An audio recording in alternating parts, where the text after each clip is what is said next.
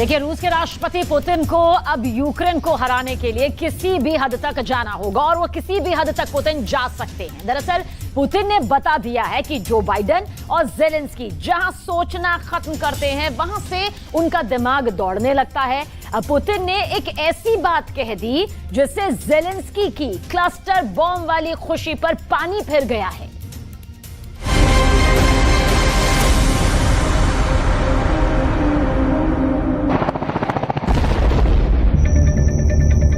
Putin अंतर्यामी है। Putin सब जानते हैं।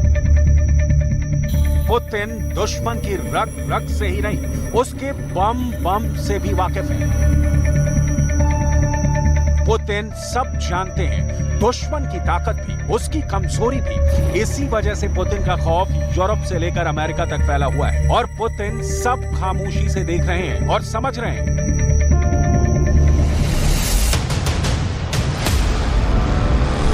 ये दावा खुद पुतिन का है। पुतिन ने यूक्रेन युद्ध को लेकर जेलेंस्की से लेकर बाइडेन तक सबकी बम वाली कुंडली खंगाल ली है और उनको पता है कि जेलेंस्की के पास कितने बम हैं, अमेरिका कितने बम बना सकता है और यूरोप का गोला बारूद वाला गोदाम कैसे तेजी से खाली हो रहा है।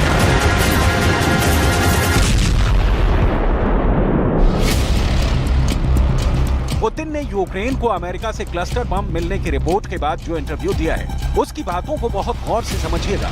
आपको यूक्रेन युद्ध को लेकर पुतिन की चालाकी की एक छोटी सी मिसाल मिल जाएगी।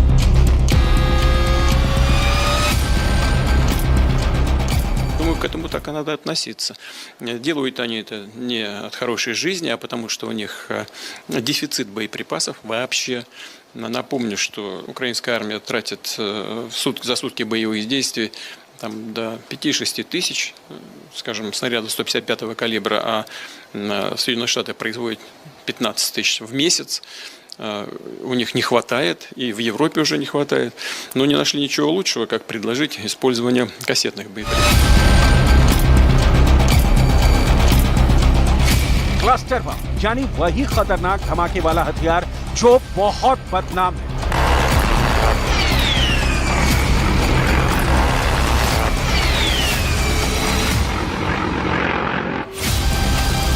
आधी दुनिया जिससे नफरत करती है, लेकिन अब वही क्लस्टर बम देना जेलेंस्की से ज्यादा अमेरिका और यूरोप की मजबूरी बन गया है।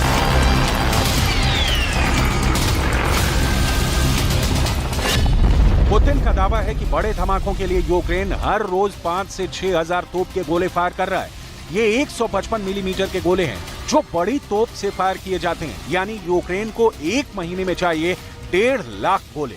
पुतिन के मुताबिक अमेरिका पूरे महीने में ऐसे सिर्फ 15,000 गोले बनाता है। ऐसे में वो यूक्रेन की डिमांड कैसे पूरी कर सकता है?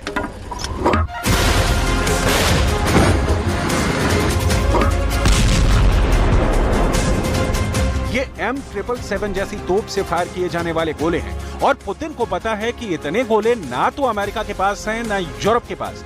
इसीलिए वो जेलेंस्की को क्लस्टर बम देकर तबाही वाली डिमांड पूरी करना चाहता है।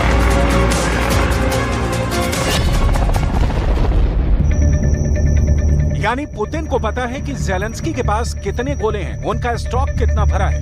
पुतिन जानते हैं कि यूरोप के हथियार खत्म हो रहे हैं, नाटो का हथियार गोदाम दिवालिया होने जा रहा है। पुतिन को यह भी पता है कि अमेरिका की फैक्ट्री में कितने बम बनते हैं। कह सकते हैं कि पुतिन के पास पेंटागन का हर सीक्रेट मौजूद है। उन्हें नाटो के वॉर प्लान की भी पूरी जानकारी है, इसीलिए पुतिन अंतर्यामी कहे जा रहे हैं। पुतिन का अल्टीमेटम बहुत खतरनाक है और इस बार पुतिन माफ करने का इरादा नहीं रखते। ये बात उनके इंटरव्यू से जाहिर हो चुकी है। Достаточный запас различного рода кассетных боеприпасов. Различного рода. Мы до сих пор этого не делали, не применяли, и у нас не было такой необходимости. Несмотря на известную нехватку в определенный период времени, и у нас тоже боеприпасов, но...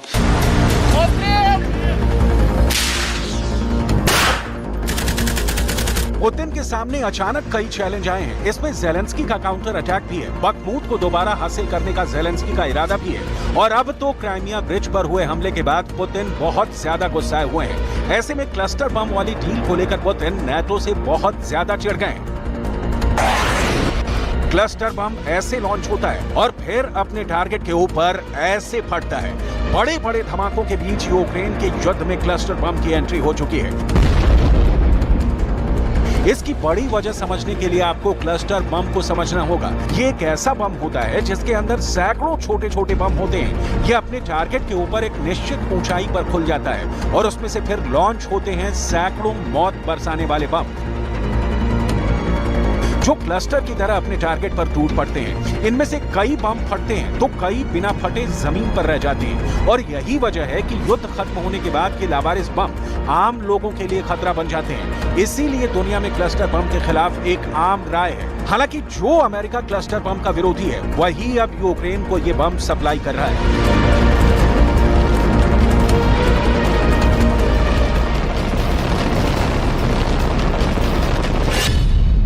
क्लस्टर बम बहुत ही खतरनाक हथियार माना जाता है। क्लस्टर बम पर 120 से ज्यादा देशों ने पाबंदी लगाई हुई है।